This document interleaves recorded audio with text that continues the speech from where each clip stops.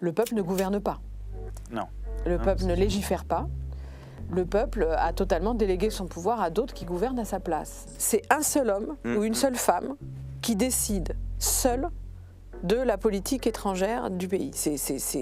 Comment appeler ça encore une démocratie? Est-ce qu'on bascule complètement en démocratie ou est-ce qu'il peut y avoir des processus pas à pas de démocratisation petit à petit? Oui. Mais ce que je crois, et je pense que l'histoire l'a montré, c'est que la culture démocratique s'acquiert à une vitesse inimaginable. C'est-à-dire qu'on passe en quelques jours d'un pays autoritaire à la démocratie. Et c'est ce que montrent tous les exemples historiques.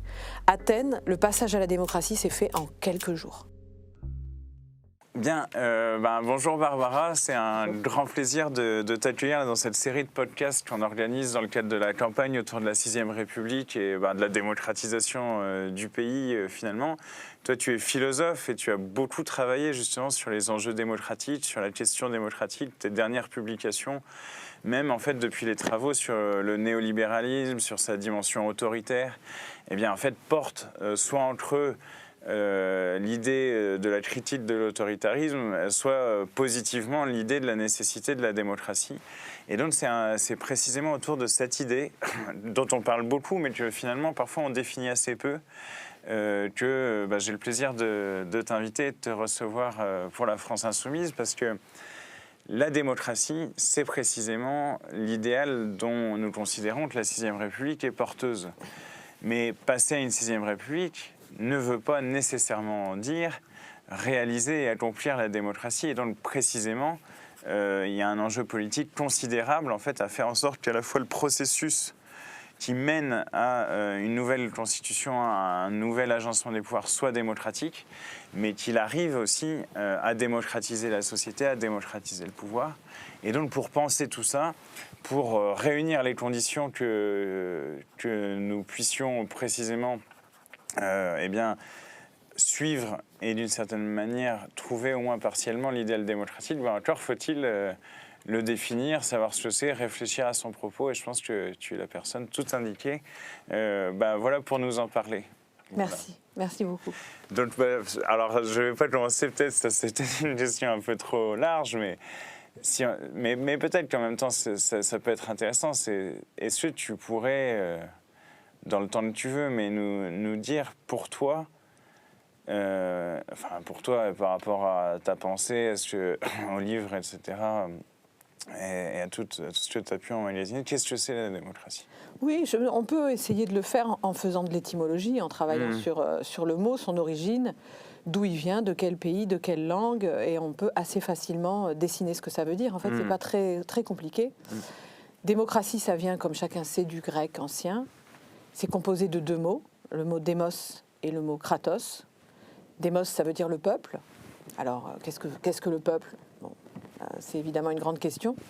Kratos, c'est le pouvoir. Et donc, à partir de là, qu'est-ce que ça signifie? Démos, kratos, ça signifie un peuple, le peuple qui exerce lui-même le pouvoir.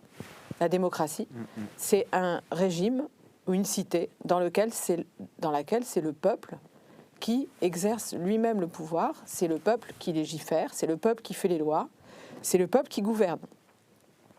C'est ça la démocratie.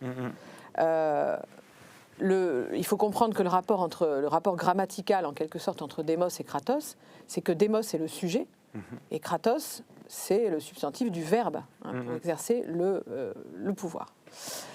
Donc c'est le peuple qui est aux commandes. C'est le peuple qui est aux commandes. C'est ça la démocratie et ça ne veut rien dire d'autre. Donc une fois qu'on a compris ça, on a compris qu'il ne faut pas la confondre avec d'autres régimes avec lesquels on la confond allègrement aujourd'hui. Par exemple, la démocratie, ce n'est pas l'état de droit.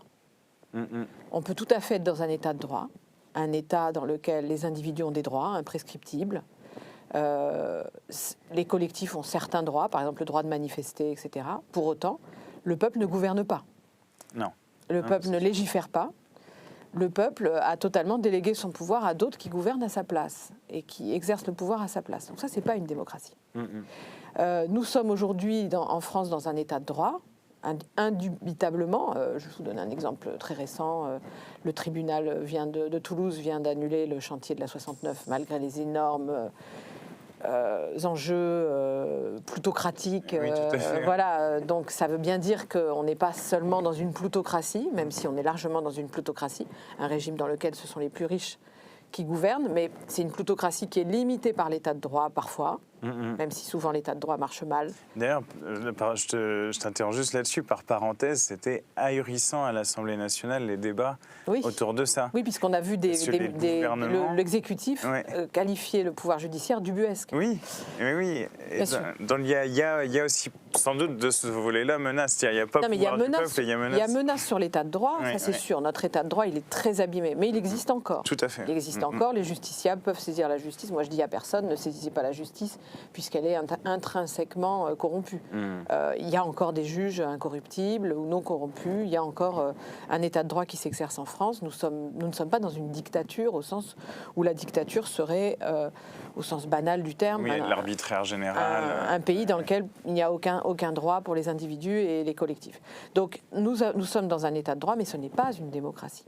Et autre système avec lequel on confond systématiquement la démocratie, c'est ce qu'on appelle, ce que les théoriciens de la fin du XVIIIe siècle et du début du XIXe siècle ont appelé le système représentatif ou le gouvernement représentatif, qui fonctionne exclusivement sur le caractère supérieur des élus.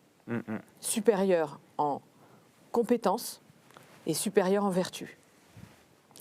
Le système représentatif ou le gouvernement représentatif ne considère pas que les représentants ressemblent au peuple. Ce ne sont pas du tout des porte-parole provisoires du peuple, mais au contraire ne ressemblent pas au peuple, puisqu'ils sont, à la différence du peuple, compétents. Le peuple est incompétent. Il ne peut pas se gouverner lui-même, il n'a pas le savoir pour le faire, il n'a pas la technicité requise, l'expertise requise. Donc les élus sont les seuls compétents et les élus sont les seuls vertueux. C'est ce qui les définit, c'est la vertu. Ça, c'est une certaine idée de la République, une idée élitaire, élitiste de la République. Et très souvent, on confond cette idée élitaire, élitiste de la République avec la démocratie. Donc c'est marrant, ça, parce on commet deux confusions, État de droit, République et démocratie. Alors que la démocratie, c'est un régime dans lequel c'est le peuple qui gouverne lui-même et se gouverne lui-même. Oui, tout à fait. Ouais. Et donc, à partir de ces définitions très claires, démocratie, État de droit, République, on peut toujours se poser la question de la capacité à mélanger, à d'une certaine manière composer pour créer... c'est un peu un vieux débat philosophique d'ailleurs, le régime qui serait idéal, le bon gouvernement, même si en général, dans la tradition philosophique, on a plutôt d'ailleurs à écarter la démocratie au sens où justement le peuple est tenu un peu à la marge des affaires publiques. Mais typiquement, voilà, est-ce qu'on peut imaginer une dose de représentation et une dose de démocratie qui s'articulerait? Et juste pour revenir, avant de te laisser répondre là-dessus, pour revenir sur ce que tu disais sur les élus s'estiment, ou en tout cas sont supposés compétents par rapport au peuple qui est incompétent, vertueux par rapport au peuple qui ne le serait pas, etc. Moi, je trouve assez frappant que nous, le groupe Insoumis, en fait, on nous renvoie presque en permanence, et ça me fait réfléchir à ça, ce que tu dis là, c'est on nous renvoie au fait qu'on n'a rien à faire là. Qu'à l'Assemblée nationale, justement, nous, on parlerait trop fort, on s'habillerait mal, nos idées ne seraient pas correctes.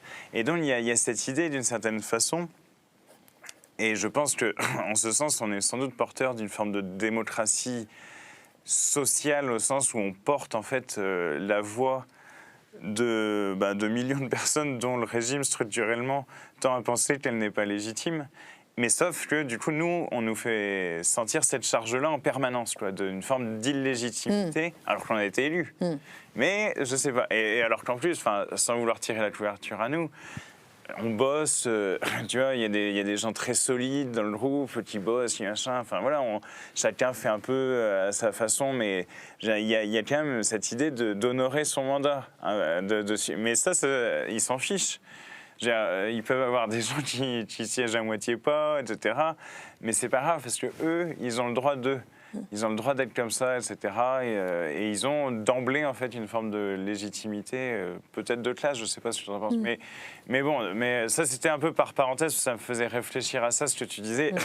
Mais sinon, c'est vrai de cette question de qui forcément nous intéresse au premier chef, parce que tu vois, nous, notre problème, c'est pas démocratie directe demain générale. Donc tu vois, l'idée de la composition, démocratie directe, dynamique de représentation, tu en penserais quoi? Bon, c'est vraiment alors 2 questions, en fait, tu m'adresses 2 questions et je vais commencer par répondre à la dernière sur le groupe insoumis. Effectivement, le groupe insoumis est sans cesse renvoyé à son origine finalement populaire. Je peux prendre l'exemple de la figure de Rachel Keke, par exemple. Tout à fait. Et donc, ces gens n'ont rien à faire là parce qu'ils n'ont pas les diplômes requis. Il y a eu des polémiques sur Thomas Porte aussi. Voilà, donc c'est tout à fait classique. Bon.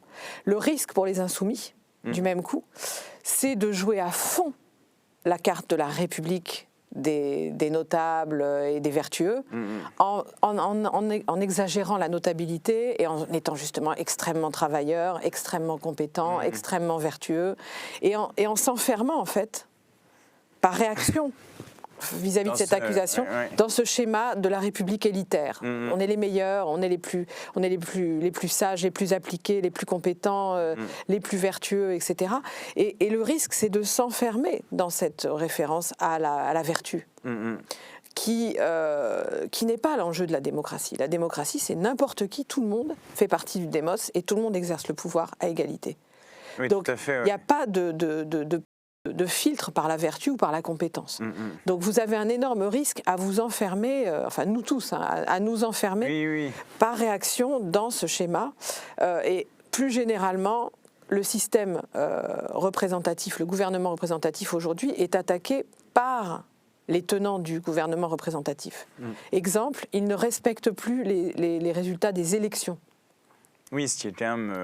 c'est-à-dire qu'ils attaquent eux-mêmes le régime qu'ils sont censés défendre.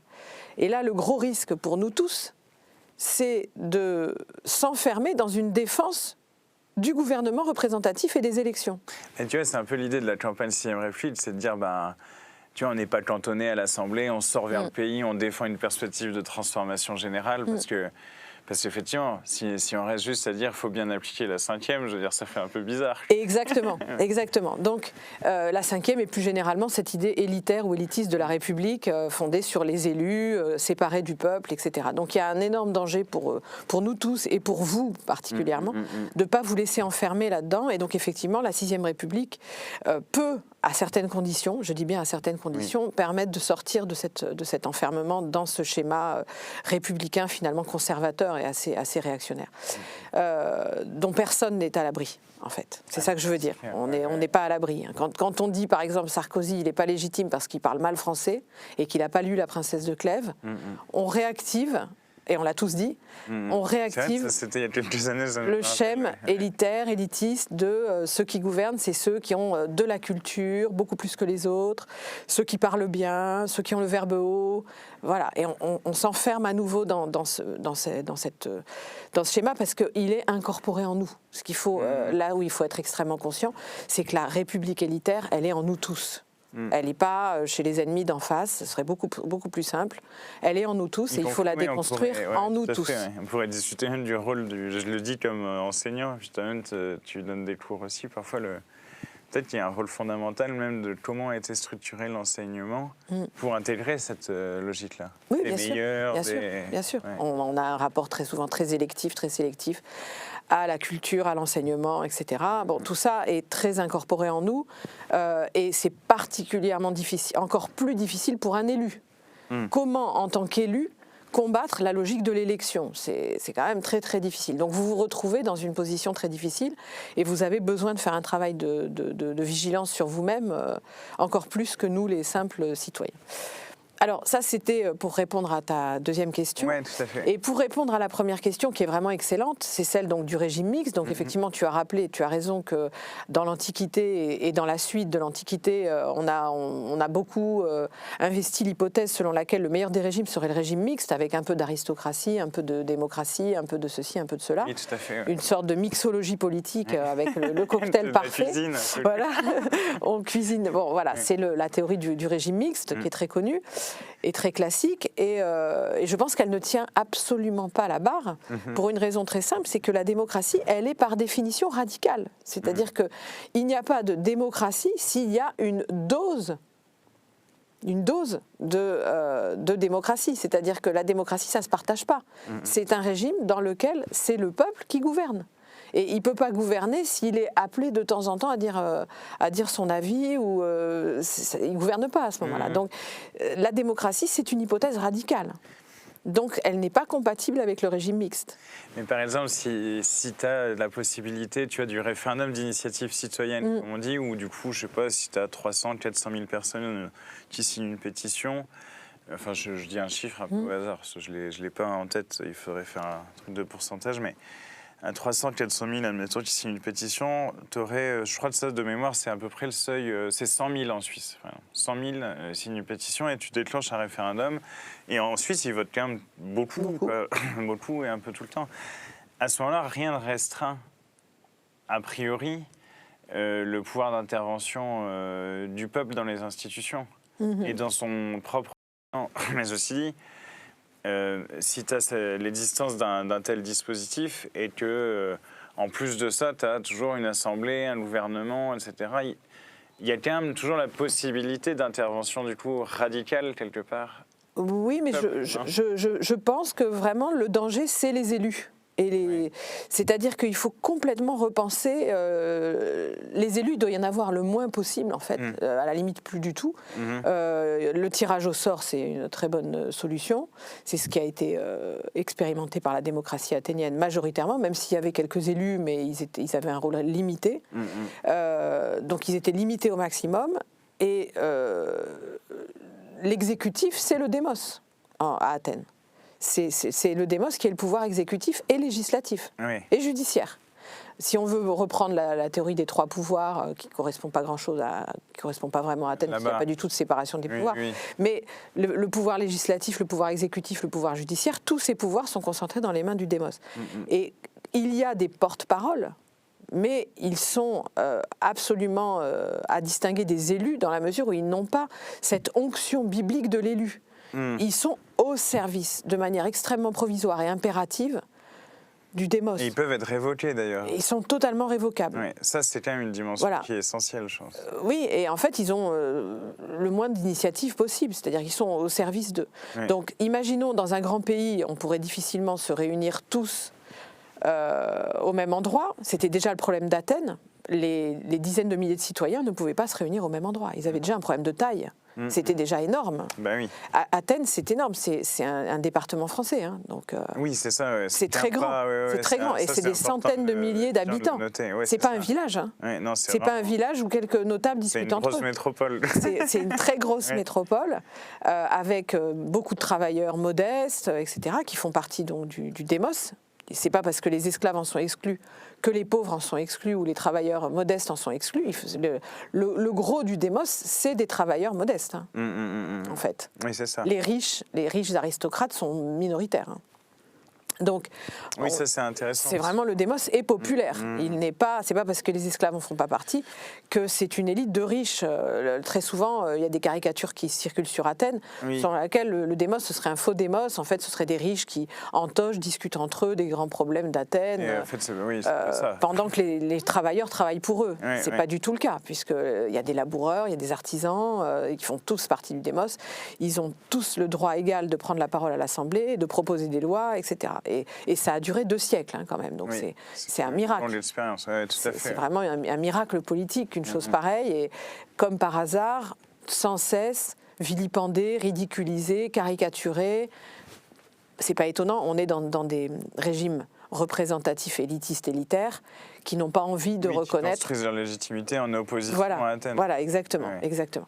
Donc, ce que je disais, c'est que dans cette logique-là, le porte-parole ou le fait d'avoir été tiré au sort, le fait de représenter la voix du démos dans une autre assemblée, un peu ailleurs, dans un autre espace, ce qui serait indispensable pour nous, dans un très grand pays, c'est vraiment des mandats impératifs, très provisoires, révocables. Il faut carrément surveiller. Donc ils n'ont pas ce qui ressemblerait à des élus. De séparation. Voilà, il n'y a pas ceux qui gouvernent et ceux qui sont gouvernés en fait. Oui, il n'y a pas cette séparation. C'est toujours un peu une forme de supériorité ou de stabilisation. Et il n'y a pas cette délégation en fait. Donc c'est pour ça que ça me paraît incompatible avec le régime mixte. Oui, je vois. Voilà. Ouais. Et donc là, ce que j'étais en train de dire, c'est que Athènes avait un problème de taille, puisque c'est une énorme population. Les problèmes sur lesquels Athènes légifère et gouverne sont des problèmes extrêmement complexes.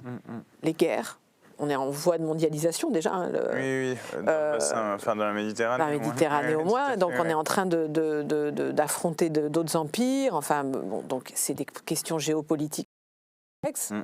Des questions économiques extrêmement complexes. Ils doivent affronter la question de l'inflation des produits céréaliers, la question des stocks, la question vraiment des questions très techniques, des questions comme les épidémies. Donc vous voyez, tu vois, le Covid, l'Ukraine, oui, la situation actuelle. L'inflation, c'est des problèmes tout à fait comparables, extrêmement techniques, et c'est le démos qui affronte ces problèmes. C'est pas des techniciens. Oui, et Athènes est une puissance. Enfin, en plus, qu'on peut caractériser comme impérialiste, plus ou moins au niveau. Oui, enfin, voilà, c'est une grande puissance. Une grande puissance. Et quand on voit là, par exemple, moi ça me choque sur la politique internationale. Bon, ça peut être sur d'autres sujets aussi, mais moi je siège à la commission des affaires étrangères, comme député, quoi. Mais on y décide de rien. Mais quand je dis de rien, c'est mais c'est très simple. On invite des chercheurs et puis on discute. En France, c'est un seul homme. C'est le président. C'est un seul homme ou une seule femme qui décide seul de la politique étrangère du pays. Comment appeler ça encore une démocratie? Mais c'est ça, et puis en temps normal, en temps calme, tu te dis oui, il faudrait changer, c'est quelque chose qui n'est absolument pas démocratique. Alors, vraiment, surtout, comme tu dis, ce sont les questions quand même fondamentales, parce que de guerre et de paix. Si un pays est entraîné dans la guerre, c'est toutes les vies qui sont bouleversées. Mais alors, en temps mouvementé comme aujourd'hui, et puis quand tu dis de celui qui occupe l'Élysée actuellement, tu te dis ah ouais.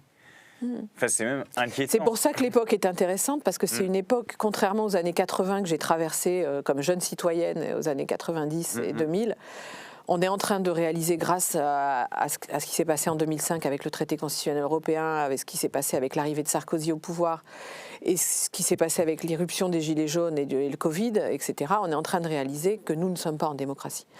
Donc la France n'est pas une démocratie. On est en train de commencer à l'entendre et à le mesurer, ce qui était inaudible dans les années 80, 90 et même 2000. On est en train de réaliser ça. Donc on commence à être mûr pour entendre ce que c'est qu'une démocratie. Et ta question de tout à l'heure, elle est très importante parce qu'elle demande, finalement, elle interroge les modalités du basculement en démocratie. Est-ce qu'on bascule complètement en démocratie ou est-ce qu'il peut y avoir des processus pas à pas de démocratisation, petit à petit. Et moi, j'aurais tendance à penser, mais en réalité, mon travail de recherche porte exactement sur cette question, je pense que c'est une très bonne question, mais j'aurais tendance à penser que c'est plutôt un basculement global et que ça me paraît difficile d'introduire un petit peu de démocratie, vu la définition que j'ai donnée de la démocratie tout à l'heure. C'est-à-dire que c'est pas la démocratie partirait des lieux de travail, de la famille, petit à petit, elle grignoterait, elle s'installerait, on aurait des fonctionnements plus démocratiques entre nous, dans des petites entreprises de 10 personnes. Ça n'a pas de sens, parce que la démocratie, c'est le gouvernement d'un pays par le peuple entier. Donc il y a quelque chose de l'ordre du basculement. Mais tout à fait. Mais tu vois, ça, alors moi, je pense que je peux être d'accord avec une partie de ça, mais à mon avis, après, il faut que ça s'organise d'une certaine manière concrètement. Je pense que l'échelle de la commune, déjà, est une échelle de pratique démocratique qui peut à la fois se lier aux décisions communales, mais aussi avoir probablement des moyens de corde de rappel. Tu vois, tu parlais de mandat impératif. Moi, je dirais peut-être plutôt mandat semi-impératif, parce que si on se dote de représentants et que la situation change du tout au tout, je pense qu'il y a une forme d'autonomie quand même des représentants, ça pourrait être... C'est là où on n'est peut-être pas d'accord. Oui, voilà. Mais je pense que les désaccords aussi sont intéressants. Tout à fait. Si compris, c'est même le projet de constituante, c'est qu'il y ait ce genre de discussion qu'on a là tous les deux entre... Mais moi, je ne pourrais pas y siéger. Par exemple, dans notre projet de constituante, les députés de la 5e n'ont pas le droit de se présenter là-bas. Donc toi, tu pourrais.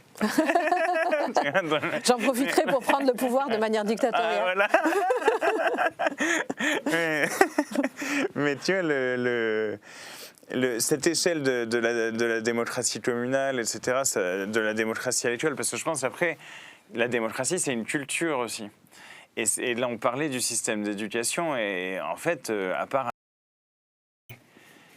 Alors, passons sur le fait qu'ils ont relativement peu de pouvoir effectif, mais même, pourquoi, en fait, on en aurait déjà des délégués au lieu d'avoir des conseils, etc., démocratiques, etc. La démocratie, je suis tout à fait d'accord avec toi, c'est pas seulement un régime institutionnel, c'est une culture, c'est une manière de vivre, et là-dessus je suis d'accord avec des philosophes comme Cornelius Castoriadis ou John Dewey qui ont vraiment très très bien dit que la démocratie c'était pas un ensemble d'institutions, de check and balance, de je ne sais quoi, mais bien une culture incorporée dans les corps, d'une manière de parler, une manière de vivre, une manière d'être avec les autres. Mais ce que je crois, et je pense que l'histoire l'a montré, c'est que la culture démocratique s'acquiert à une vitesse inimaginable. C'est-à-dire qu'on passe en quelques jours d'un pays autoritaire, d'un régime autoritaire ou d'un régime tyrannique, oligarchique, à la démocratie. Et c'est ce que montrent tous les exemples historiques. Athènes, le passage à la démocratie s'est fait en quelques jours. Ah oui, comme ça. Comme ça s'est fait. C'est plutôt enthousiasmant. Mais oui, c'est intéressant. C'est un motif d'espoir. La Révolution française, la poussée démocratique extraordinaire qu'a représentée la Révolution française, ça s'est fait en quelques jours, quelques semaines, quelques mois. L'année 89. Et encore, c'est quelques mois. C'est 3-4 mois. C'est un surgissement et s'installe une culture démocratique du Conseil, des sections, des assemblées, une culture d'assemblée, alors que quelques mois plus tôt, personne n'a vu ça. Et il va y avoir une concurrence pendant la Révolution française très importante à penser entre les poussées démocratiques, la démocratie vraiment, la démocratie pure, directe, réelle, avec les sections, les conseils, les pratiques d'assemblée, les pratiques de club, etc., qui en partie sont démocratiques, et puis ce qui vient des États généraux et qui va devenir l'Assemblée nationale et qui est beaucoup plus dans une logique élitiste de la République. Et en fait, toute la Révolution française... Mais t'as les montagnards qui, en fait, c'est un peu les insoumis de l'époque. Oui.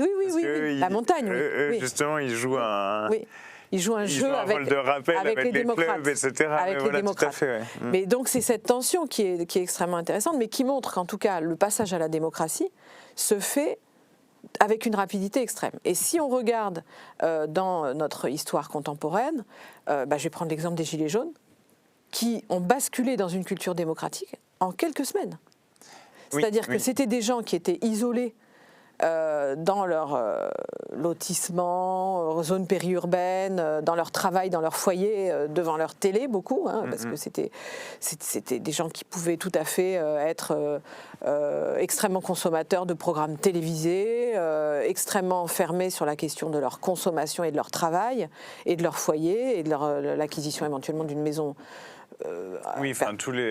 Tout ce qui enferme, qui structure la vie des masses laborieuses, donc tout ce qui enferme chaque personne dans son foyer et ses intérêts privés, avec aucune pratique de délibération évidemment, aucune pratique politique, aucune vie politique, aucune vie militante, aucune vie syndicale, rien du tout. Et en quelques jours, on passe de revendications sur le contrôle technique, le carburant, etc., à la question politique de la souveraineté populaire et comment exercer le pouvoir. Et ça se fait en quelques jours. Donc je pense que cette culture, elle va très vite, elle peut aller très très vite. Et croire qu'on peut, là je vais te répondre sur les délégués de classe, comment on peut acquérir une culture démocratique en classe avec les délégués de classe, quand en réalité c'est le ministre de l'Éducation nationale, Jean-Michel Blanquer ou un autre, qui décide de tout, et que le chef d'établissement applique de manière finalement autoritaire des dictates très autoritaires qui ont été pensés contre le peuple et sans lui, le délégué il se retrouve avec un faux pouvoir. Donc c'est pas un service rendu à la démocratie que de mettre en œuvre. Ça peut dégoûter. Oui, mais ça peut dégoûter, exactement. Exactement. En sixième, c'était infect au self. De toute façon, je pense que dans beaucoup de self, c'est infect. Et ça, je le raconte quand je passe dans les écoles sur la circonscription. Je dis, mais c'était infect. Et nous, on avait juste l'idée, tout le monde était d'accord dans la classe, on était 30 pour dire c'est dégueu à la cantine. Et donc, j'avais fait signer un truc par toute la classe Et j'avais remis ça à la prof principale en disant on trouve que la cantine, c'est immangeable. Et bon, si tu veux, maintenant je me mets à sa place, elle prend le papier. Qu'est-ce que tu veux faire? Et derrière, c'était Sodexo le saut. En fait, je me rends compte que ça avait un caractère très politique. Parce que c'est une grosse boîte transnationale qui a racheté les marchés de Boultou de Bahut. C'est des politiques plutocratiques qui ont été décidées par d'autres. Et toi, tu te retrouves avec un faux pouvoir de pacotille comme délégué. Donc, si tu veux, c'est pas un service rendu à l'éducation, à la démocratie. Non. Tu vois ce que je veux dire? Et on a le même problème avec la démocratie. Oui, on a le même problème avec la démocratie, la soi-disant démocratie participative. Qui en fait c'est une immense machine à dégoûter les gens de la démocratie. C'est la couleur de votre tramway. La couleur du tramway ou la couleur de la poubelle, ou la taille du trottoir. Donc la démocratie, c'est pas pour que des petites communautés affrontent leurs petits problèmes à elles, locaux. La démocratie, c'est pas local. La démocratie, c'est global. C'est forcément à l'échelle d'un État souverain ou d'une cité souveraine. Et en fait, la démocratie, c'est une relation à la question du tout, de la totalité. Il y a vraiment, prendre une décision pour le démos, c'est prendre une décision pour la totalité. Donc ça ne peut pas être quelque chose de partiel. C'est vraiment important de le comprendre. C'est pour ça que c'est un basculement révolutionnaire. Oui, et ça intègre, y compris juste aux questions des relations internationales, etc. Quoi. Exactement. C'est-à-dire que dans une démocratie... Une culture démocratique et une culture de paix. Oui. Parce qu'en général, c'est même pas en général, mais les peuples ne veulent pas la guerre. Alors, Athènes, c'est un contre-exemple, mais justement, on peut montrer qu'Athènes, la démocratie athénienne, s'est détruite elle-même par son hubris sur la guerre. Oui. Ce qui va dans ton sens. Mais pour finir sur la question des échelles que tu as soulevée... Parce qu'à Athènes, attends, je fais juste la parenthèse sur Athènes, mais même si je parle à une spécialiste, mais à Athènes, il y a aussi le fait que l'impérialisme est nécessaire pour se fournir quand même en esclaves. Donc il y a aussi une base économique. Et ça, c'est aussi le problème du capitalisme dans tout ça. Nous soutenons avec Christophe Pébart, avec lequel je travaille sur la démocratie, et qui lui est spécialiste d'Athènes, ce qui n'est pas mon cas, nous soutenons que l'esclavage n'est pas une condition de la démocratie à Athènes. Contre Finlay et tout ça, les thèses de... Contre beaucoup de gens aujourd'hui qui discréditent la démocratie, je ne citerai pas de nom, dans le champ des historiens contemporains, qui s'amusent beaucoup à discréditer la démocratie athénienne en disant qu'au fond, sa condition, c'est l'esclavage. Et on continue la tradition. Moi, je ne disais pas que la condition était l'esclavage, mais qu'en revanche, probablement qu'il y avait une nécessité économique pour Athènes à l'expansion impérialiste et à la guerre, y compris parce qu'il y avait un besoin d'esclaves, etc. Mais il y a eu quand même un travail, c'est ce que montre Thucydide dans le discours de Périclès, sur l'hubris, c'est-à-dire sur la nécessité de ne pas basculer dans l'hubris. Et une démocratie est toujours confrontée à la question de l'hubris, à la question de l'excès du pouvoir sur soi-même, etc. Donc, voilà. En fait, il y a un risque d'hubris et de démesure renforcée en cas de pouvoir personnel, mais il existe aussi en cas de pouvoir collectif. Absolument, absolument. Et donc la démocratie doit être une réflexion sur les limites qu'elle doit s'imposer à elle-même. Et c'est ce qu'a fait beaucoup Athènes jusqu'à un moment où elle a échoué à le faire. Mais, donc ce que je voulais... elle dit ça... Ah non, vas-y. Ce que je voulais dire sur la question des échelles que tu soulevais avec les communes, c'est que on objecte très souvent l'impossibilité de la démocratie, parce que ça aussi c'est très incorporé en nous. La démocratie, c'est pas possible, parce qu'on est un trop grand pays, parce qu'on est trop nombreux, parce que les problèmes sont trop compliqués, comment on va faire, etc. etc. Ça, c'est vraiment aussi incorporé en nous. Et ça vient rencontrer l'autre chose qui est incorporée en nous, qui est qu'il nous faut des élus qui soient meilleurs que nous, qui sont plus compétents et qui sont plus vertueux. Donc ça vient vraiment nous empêcher de passer à la démocratie. Ça, c'est pour ça qu'il y a un travail à faire sur nous-mêmes. La réponse qu'on peut faire, c'est une réponse conjuguée en s'appuyant sur Athènes et sur la Révolution française. C'est de montrer que Athènes avait déjà le même problème, l'impossibilité, je le disais tout à l'heure, pour le démos d'être co-présent au même moment, charnellement, sur la même place publique. C'est pas possible. Ils se réunissent sur la Pnyx, une colline. Ils ne se réunissent pas sur l'agora, contrairement à ce qu'on raconte d'habitude. Ils se réunissent sur la Pnyx, c'est ce qu'on appelle l'Ecclésia, l'Assemblée des citoyens. Ils se réunissent à peu près tous les 10 jours pendant 2 siècles sur cette colline, et ils sont incapables de se réunir tous. Ils ont ce problème. Donc comme nous, il y a un problème matériel, charnel, physique. Donc comment ils font ?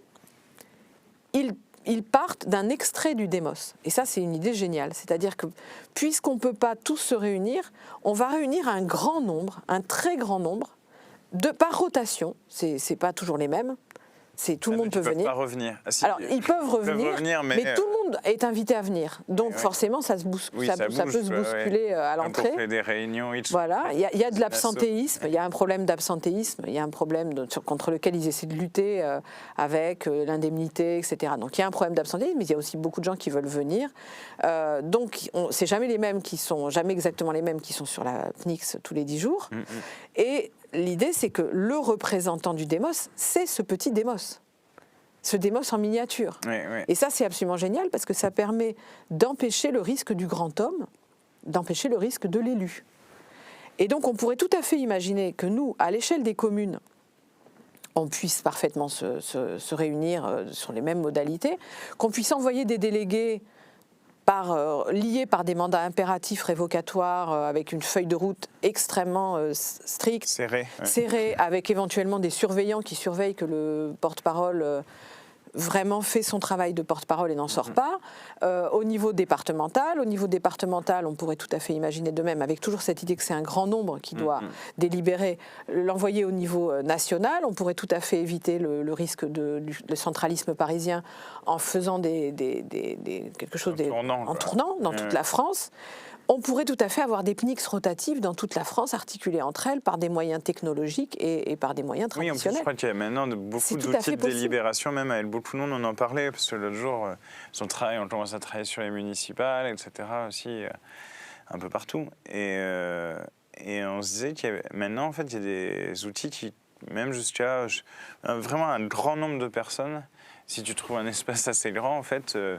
maintenant, il y a des sortes d'outils de prise de décision, mais pas numériques, mais tu vois, de comment on organise une réunion, etc., qui permet de délibérer à 8 10 000 personnes. Quoi. Les Athéniens délibéraient tous les 10 jours pendant 2 siècles à entre 6 et 10 000 personnes.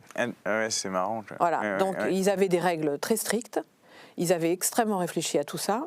Et assez rapidement, ça s'est mis en place, donc avec le fait qu'on parlait quelques minutes pour faire sa proposition. Alors, il y avait une préparation par la boulée. Des débats, c'était pas comme ça complètement sauvage, etc. Il y avait des règles. Oui, ça n'aurait pas tenu de siècle. Voilà, et il y avait toutes sortes de règles pour éviter la prise de pouvoir inconsidérée. Il y avait l'ostracisme, il y avait toutes sortes de choses. Donc, en fait, c'est tout à fait faisable. La question, c'est une question de volonté, en fait, politique. Oui, et c'est tout à fait faisable. Et même cet exemple athénien de 2 siècles montre aussi que ça peut être stable. Oui. Parce que ce qui est toujours opposé, tu vois, pas plus tard que l'autre jour, je faisais une télé locale, qui, le journaliste me dit vous, Antoine, votre 6e République, mais on a quand même besoin de stabilité. Oui. Et je lui dis, mais vous trouvez ça stable, là, aujourd'hui ? La situation, elle est absolument pas stable. Et en plus, l'instabilité est causée par le président de la République. Mais alors là, ils sont quand même en difficulté parce qu'ils peuvent plus. Une fois que tu leur dis ça, tu peux pas non plus nier l'évidence. Bien sûr. Et donc l'idée de construire, tu vois, par exemple, nous, on peut avoir des nuances sans doute sur comment on imaginerait un pouvoir démocratique, stable dans le temps, etc. Mais enfin, quand même, je pense qu'on partage l'essentiel. Mais l'idée qu'un pouvoir démocratique d'intervention populaire, d'intervention citoyenne, serait plus stable que le pouvoir actuel, je pense que c'est une idée qui est inacceptable pour tu vois, l'essentiel des directeurs de pensée, j'ai envie de dire, de notre société, tu vois, dans les médias. Alors que pour un Grec, pour un Athénien, notre société, elle est une société de stasis, c'est-à-dire de guerre des factions les unes contre les autres. C'est-à-dire, on est dans la logique partidaire ou on est dans une logique d'amis-ennemis qui peut nous mener finalement vers un risque de guerre civile. Oui, de tensions très fortes. C'est-à-dire que les tensions dans la société sont extrêmement fortes, la division est extrêmement forte et finalement c'est un camp contre l'autre, plusieurs camps contre les autres et une décomposition extrêmement factieuse parce que la logique partidaire à laquelle on est malheureusement attaché quand on vient de la culture politique de nos pays, c'est une logique factieuse en réalité. Pour un Athénien, ça n'a aucun sens. Les Athéniens font partie d'aucun parti. S'ils ont voté avec Tartampion sur telle chose, 2 heures après, ils peuvent voter avec quelqu'un en face qui est pas du tout son ami sur autre chose. Il n'y a pas de constitution de parti. Ils font tout pour l'éviter.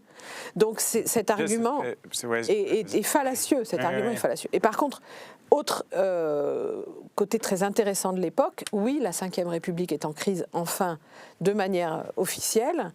Les pires éditorialistes valets du pouvoir parlent d'une Ve République à bout de souffle. C'est leur mantra maintenant. Donc ça veut dire que si la Ve République est à bout de souffle, ça veut dire qu'il faut une nouvelle République. Ça veut donc dire qu'il faut une 6e République. Donc jamais votre thème n'a été aussi finalement dans l'air du temps qu'aujourd'hui. Ça leur arrache la bouche de parler de 6e République parce qu'ils savent que ce serait une citation nominale de quelqu'un. Mais en fait, ils ne cessent de parler de ça en réalité. Donc on est dans la sortie de l'OTAN, enfin par parenthèse, mais tous les éléments structurants de ce qui voulait faire passer comme une sorte d'évidence. Mais en fait, s'écroule. S'écroule. Et c'est pour ça qu'on est dans une époque très précieuse et très intéressante, parce que le fait qu'on ne soit pas en démocratie, ça apparaît. Le fait que la Ve République soit une oligarchie libérale avec une dimension monarchique, ça apparaît. Donc on est dans une période, de ce point de vue, désespérante à plein d'aspects, mais de ce point de vue quand même très importante, parce qu'on a des capacités de prise de conscience qui étaient très difficiles auparavant. Oui, et sur cette idée de partition de la société, justement, là, dans le cadre actuel, c'est pour ça que, tu vois, lorsqu'on dit la constituante, ça doit impliquer des comités partout dans le pays qui discutent de comment on refondre les institutions, etc., c'est un peu dans le sens que, en réalité, le changement institutionnel peut être un vecteur d'unité populaire. Et justement de dépasser de dépasser, c'est normal, après la démocratie elle organise quand même les tensions et les clivages sociaux aussi, sa transcription politique, mais en tout cas d'empêcher en fait une forme de pourrissement de la situation sur elle-même qui pourrait conduire effectivement à une montée et une escalade des violences internes à la société, quoi. Mais du coup, ça, on peut compter en quelque sorte que sur nos propres forces pour essayer de le mettre en œuvre, et évidemment sur l'ensemble des concitoyens. Mais ce qui est très difficile, et ça, c'est pas une nouvelle facile à entendre pour un intellectuel ou pour un élu, et on est tous les deux des intellectuels, des universitaires, et toi, tu es élu. C'est qu'en fait, je ne crois pas que la démocratie puisse advenir ni par les intellectuels, qui l'auront pensé, qui l'auront théorisé, ni par les élus ou les élections. Je ne crois pas. Vraiment, je n'y crois pas du tout. Parce que, précisément, la démocratie ne peut advenir que par le démos. Beaucoup ont soutenu dans l'histoire de la démocratie athénienne que la démocratie arrivait par un législateur. Jean Solon. Solon, Clisthène... Donc on a beaucoup tablé sur le grand homme, le législateur, ou les penseurs, les intellectuels, la philosophie qui aurait amené comme ça la démocratie sur un plateau. C'est ce qui est se disent tiens. Voilà, il y a un peu de ça. Et donc c'est très sympathique pour le philosophe de se dire c'est le grand homme, c'est le législateur, conseillé par le philosophe, qui va amener la démocratie au bon peuple. Mais en fait, tous les exemples historiques montrent que c'est le peuple qui se saisit lui-même du pouvoir. Jamais personne, ni de l'élite intellectuelle, ni de l'élite politique, vient lui donner, en fait. Non. Jamais. Donc, tu vois, c'est pas du tout ce qu'on prétend. Mais y compris là dans la campagne qu'on fait, c'est poser ça sur la table, nourrir un peu le débat et les aspirations démocratiques. Et puis après, on est obligé de rester très humble. Parce qu'en réalité, c'est à chaque fois historiquement, à Athènes, c'est le démos qui s'empare du pouvoir.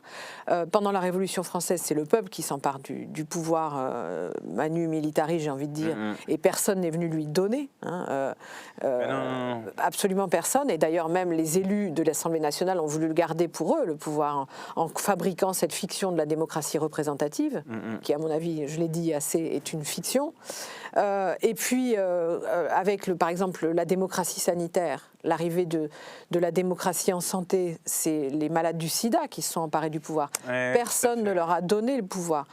De même, quand les Gilets jaunes ont tenté leur expérience démocratique, personne, aucun intellectuel, aucun élu n'est venu leur donner le pouvoir. Donc c'est toujours le démos. On les a soutenus, il y avait des gens sur... Enfin, bien sûr qu'ensuite, bien sûr qu'ensuite, le devoir, pour moi, de l'intellectuel ou de l'élu, c'est de venir soutenir, de venir aider, de rentrer dans la bataille et d'amener d'autres types de forces et d'atouts à partir du travail intellectuel ou à mais partir... c'est pas du tout... De toute façon, nous, en tout cas, on ne peut pas être à l'initiative. L'avant-garde, voilà. Je sais pas, on n'est pas... Il faut surtout pas... On n'est pas de la cavalerie devant, tu vois. Oui, sauf qu'on est tous héritiers des mouvements socialistes, progressistes, marxistes, etc., dans lesquels il y a quand même cette idée d'une avant-garde intellectuelle et d'une avant-garde militante. Et je crois qu'il y a un vrai danger avec ça.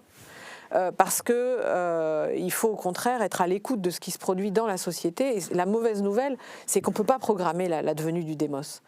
Et je trouve que la France insoumise a été exemplaire dans la dernière grande poussée démocratique de 2023, où on a vu vraiment un peuple entier dans la rue pour défendre un certain rapport à la vie et à la mort et à la santé et au travail.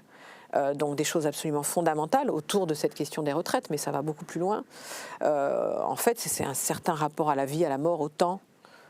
C'est tout ça qui est en jeu dans les grands mouvements populaires de 2023. Oui, tout à fait. Ouais. Et j'ai trouvé tout à fait exemplaire que beaucoup d'élus de la France insoumise soient tous les soirs dans la rue, à l'écoute de ce qui se passait dans la rue, avec, et pas seulement à l'écoute, mais participant au mouvement, mais à leur place, en fait, en quelque sorte. Moi, j'ai beaucoup suivi ces députés qui relayaient leurs expériences, dans les manifs, et qui apprenaient du mouvement. Au lieu de venir expliquer au mouvement ce qu'ils devaient faire, qui apprenaient du mouvement. Là où j'ai été beaucoup plus déçue, c'est sur le comportement des syndicats, qui a largement cassé une dynamique populaire démocratique. C'est vrai qu'il y a eu un moment de temporisation, là, fin avril, début mai, je me rappelle. Et ça, c'est... on aurait pu construire un très grand... rude, je pense. C'était extrêmement décevant parce que tout était en place pour construire un très grand mouvement de blocage du pays mais leur incapacité à discuter avec les mouvements politiques, leur vision totalement corporatiste, étriquée de la mobilisation sociale comme grande manifestation. C'est la question des directions syndicales. La question des directions syndicales, c'est pas les comités locaux. Les syndicalistes, ils étaient pleinement dans la bataille. Ils ont été formidables. Même tu vois, l'autre jour, après j'en discutais avec certains, je disais, mais quand même, je dis là... Enfin, ça, c'est une question un peu d'actualité politique, mais je dis, mais si vous aviez été... Pas vous, je disais pas aux syndicalistes que je rencontrais, mais je disais si les directions avaient lancé un mouvement en disant il faut censurer ce gouvernement, mais les socialistes n'auraient pas pu ne pas le censurer, ils auraient eu une pression. Bien sûr. Et là, je vais être très dur, mais je trouve que la CGT a trahi le nouveau Front populaire à la rentrée, là, en refusant d'aller sur les questions de destitution, en restant enfermé dans des questions... en disant que les questions politiques ne sont pas des questions syndicales. Mais c'est le contraire du nouveau Front populaire. On est dans une phase... Oui, déjà, et puis la CGT avait été bien en appelant la CGT avait... Le Front populaire, c'est la fin du partage entre d'un côté les syndicats, de l'autre les politiques. C'est ça le Front populaire. Y compris compte tenu de la gravité de la situation. Bien sûr. Je pense qu'il y a un problème d'analyse sur quelque chose, c'est que certains se disent la seule menace, la seule et unique menace, c'est l'extrême droite. Mais Exactement. Sauf qu'il y a des gens qui renforcent les conditions objectives d'accession au pouvoir de l'extrême droite et qui restreignent les libertés. Mais on peut même dire qu'à bien des égards, la Macronie incarne une certaine forme d'extrême droite d'ores et déjà. Ah bah tu vois, Retailleau. Il suffit de citer Retailleau, il suffit de citer Darmanin, le ministre de l'Intérieur d'Emmanuel Macron. Donc voilà, et cette focalisation sur l'extrême droite, c'est-à-dire le Rassemblement national ou Zemmour comme unique danger qui pourrait nous permettre de nous fédérer, et le reste du temps, chacun reste dans son parti, dans son syndicat, et chacun joue sa partie de manière personnelle, c'est catastrophique. Enfin, moi, je suis extrêmement remontée contre cette dérive en particulier. Alors la CFDT, n'en parlons pas, mais ça va sans dire, c'est toujours comme ça. Mais de la part de la CGT, j'ai été extrêmement déçue des décisions prises par Sophie Binet. Et peut-être que c'est des décisions qu'elle était obligée de prendre pour des rapports de force internes, ça m'échappe. Mais vraiment, je ne comprends pas. Les motifs, quoi, mais... Je ne comprends pas. Et pour moi, il n'y a pas de mots qui ont été mis là-dessus. Et c'est une trahison de ce qu'on avait appelé le nouveau front populaire que j'ai soutenu. Il fallait quand même avaler une couleuvre très très très douloureuse qui était quand même de s'allier avec les socialistes. C'était quand même très difficile. Donc en contrepartie, il fallait quand même qu'on fasse réellement un front populaire. Et un front populaire, ça veut dire une CGT qui fait de la politique.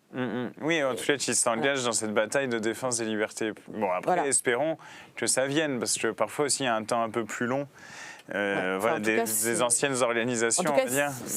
C'est là qu'on voit que les élus, au sens large du mot, les représentants syndicaux, etc., peuvent vraiment entraver des mouvements politiques puissants dans le pays. Oui, et qui, effectivement, au lieu de se mettre, la base est beaucoup plus forte, de plus en plus aujourd'hui. Et donc, ça, c'est un motif d'espoir. C'est un motif d'espoir. Je prends les Gilets jaunes, le mouvement climat, le mouvement contre les retraites, enfin la réforme de la retraite à 64 ans, là, et qui débordait de ça, comme tu dis, parce que ces questions existentielles de vie et de mort, etc., sont aussi des questions qui vont se poser avec une acuité terrible, avec la question écologique. Et donc, je pense que la question écologique va être un facteur aussi de revendication de la démocratie. Ça l'est déjà. Ah oui. Comme ça peut être le contraire. Comme ça peut être le contraire. C'est-à-dire que l'écologie peut servir à mettre en place des mouvements extrêmement autoritaires. Mais ce qui est intéressant dans le mouvement des Gilets jaunes et dans les mouvements que j'appelle post-Gilets jaunes, dans le sillage des Gilets jaunes, contre la retraite 1 et contre la retraite 2, parce qu'il ne faut pas oublier la retraite 1 où on a gagné contre la retraite 1, et contre la retraite 2. Et la 2, la bataille n'est pas finie. La bataille n'est pas finie, exactement. On ne sait toujours pas qui va l'emporter finalement. Je suis tout à fait d'accord avec toi là-dessus. Là, à la fois, c'était la question de la vie, de la santé, la question de l'écologie, du rapport au vivant qui était en jeu, mais aussi c'était une question de démocratie, d'institutions, de république, de constitution. Rappelle-toi comment le Conseil constitutionnel était rempli de CRS pour le protéger. Oui. Voilà, donc c'est devenu à chaque fois, ces mouvements étaient des mouvements profondément politiques sur la question de qu'est-ce qu'une bonne république, qu'est-ce qu'une démocratie, qui gouverne, qui a la souveraineté. Et ça, c'est une très bonne nouvelle. Oui, tout à fait. Je pense que ça peut être peut-être une note finale à notre entretien où je pense qu'on a bien compris que là, la lutte pour la démocratie est une clé fondamentale, y compris de la lutte contre l'extrême droite, parce que c'est une des batailles qui nous importe en ce moment. Merci beaucoup, Barbara. Merci Pierre-Yves, merci beaucoup. Merci.